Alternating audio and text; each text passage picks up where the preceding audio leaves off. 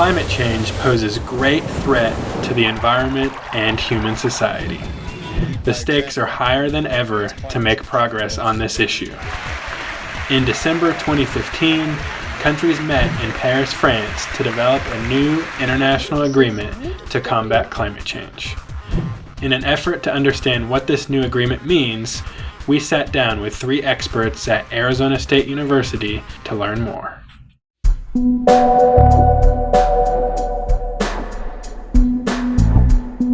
Climate change is a global issue that has been known to exist for now several decades, and the international community has been grappling with this problem since roughly 1992, when we established the United Nations Framework Convention on Climate Change. And ever since that international framework treaty was established, nations have been meeting every year to figure out what to do about this problem, but actually over more than 20 years now without a lot of progress. This particular one was unusually important because every few years there's been an attempt at having a new legally binding or legally specific agreement that will be more specific than the convention. The convention lays a platform for what countries should do, but it isn't very specific. What the Paris Agreement was trying to do was create a more specific agreement that would be based on top of the UNFCCC, but have clearer senses of obligations for countries.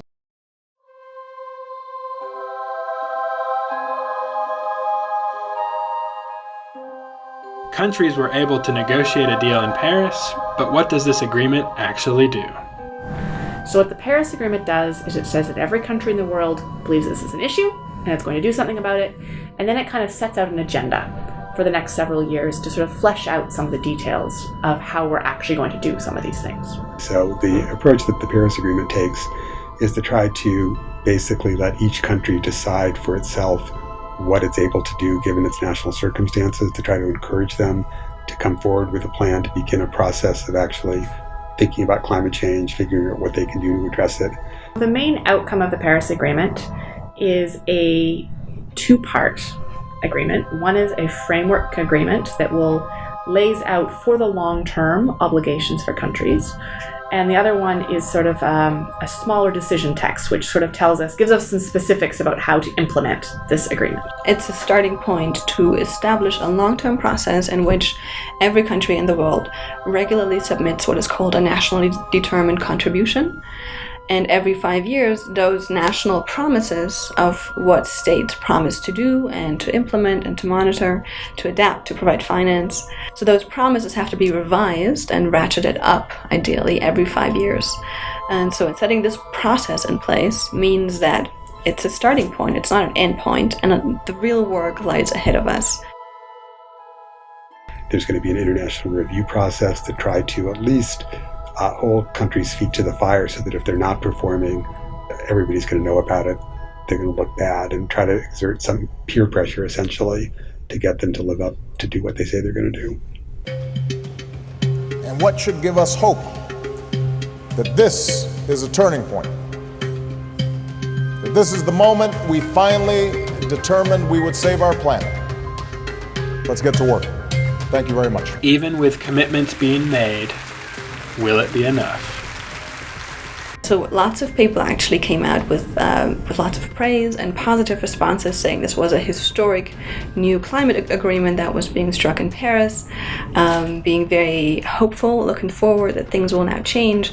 On the other hand, there were also voices, for example, James Hansen or Bill McKibben, who were skeptical that this was worth anything, saying lots of empty words, maybe even a fraud, because there's a big gap between what's in the treaty and the actions being taken on the ground at the moment. Is Paris enough? Is it a success compared to what we need to do to deal with climate change? I think almost everybody would agree it's not enough. The pledges the countries have come forward with about what they're going to do to reduce emissions, if you add them all up, it doesn't put us on a pathway to get to 2 degrees centigrade, which is the maximum level that the process has sort of determined as being safe. Some people focus on that and say, the glass is half empty.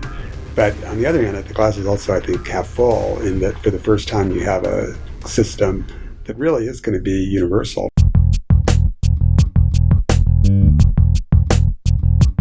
one of the key elements of sustainability that we're all grappling with is how do you make change? Right, this is a core theme in sustainability, right? We are in sustainability because we wish to create some sort of change. And we're always grappling with, well, how do we create change? One of the important successes, I think, of the Paris Agreement is that it changes the discourse around climate change. Instead of just being this kind of fringe element that maybe we believe in or maybe we don't, for the first time ever, it is impossible for a single government to say, well, we're the only ones taking action. I would encourage anybody who's interested in climate change to question themselves and ask themselves about how they envision their future and how serious they actually take the climate science that they think they know. Can they actually see themselves 10, 20, maybe 30 years from now, wherever they think they will be living, and understand what climate change might mean for those places? And if they do, what does this mean for the actions we should take? What does this mean for the kinds of communities we want to create, the kinds of changes we should be implementing or thinking about, the kinds of worlds they might want to create for their children or their families or their friends?